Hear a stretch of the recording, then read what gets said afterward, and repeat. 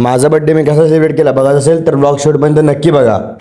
जय श्री मित्रांनो, रात्रीचे वाजलेलं 12 ना मामाने आणलेला केक. मामा चाललेला उद्या गावाला, मग मामाने केक आणला. मग रात्रीचा केक वगैरे कट केला एक फॅमिलीसोबत. शक्यतो आम्ही रात्री 12 वाजता केक कापत नाही. मामा गावाला चाललेला म्हणून एक केक कट केला. शिव वगैरे सगळे आले ते केक कापायला.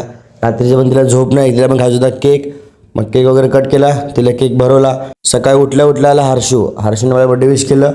कपडे वगैरे घातले ना चाललो होतो स्वामींच्या मठात आणि कॉलेजला. आज मी चाललेलो डोंबिवलीच्या मठात. मी डोंबिवलीच्या मठात कधी गेलो नव्हतो ना. मठाच्या बाहेर आलेलंच बघितलं. मठ एवढा छान असा होता आणि खूप मोठा होता. मग तिथून आला डायरेक्ट मी गाभाऱ्यात आल्यालाच माझं मन एकदम प्रसन्न झालं. मग आज जाऊन आम्ही घेतलं दर्शन. पुढचेच आपण घरच्यांना घेऊन येऊ इथे. तर बड्डे दिवशी मित्राने माझी ट्रॉफी आणून दिली मला. बोलले आता तुझ्याकडेच ठेव.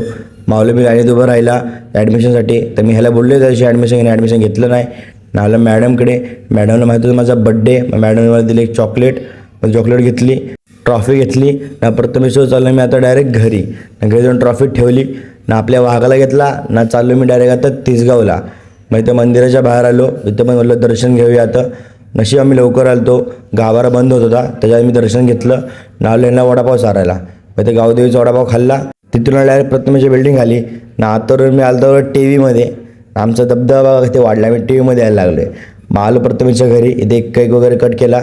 इथे जरा मजा वगैरे केली ना. चाललो आता आनंद मला फोटो काढायला. एवढे चांगले कपडे घातले. मग फोटोशूट वगैरे केला ना. चाललो डायरेक्ट घरी. आता घरी जाऊन बघू घरच्यांसोबत जरा बाहेर जाऊ. मग चिन्हला घेऊन आलो जरा सामान आणायला. मम्मीला जेवण बनवायचं होतं. मग जेवणाचं सगळं सामान आणलं. घरी आलं. दोन्ही वर्षाने मला दिलं एक बड्डेचं गिफ्ट. मग ते बड्डे गिफ्ट घेतलं. तर काल रात्री पप्पा घरी नव्हते आणि औषण वगैरे केलं नव्हतं. मग तिने परत एक केक आणला, औषण वगैरे केलं नाही. ते रात्री पण एक केक कट केला. सकाळपासून खूप केक कापलेले. मग केक कापून आलं तर मला वैताग ना. आता लागलं बसलो जेवायला. मम्मीने केली ती मिसळ. सकाळपासून फक्त मी केकवरती होतो. मग मिसळ वगैरे खाल्ली ना. असंच गेला माझा बड्डेचा दिवस. अशा ब्लॉगसाठी फॉलो करा. भेटू पुन्हा. बाय.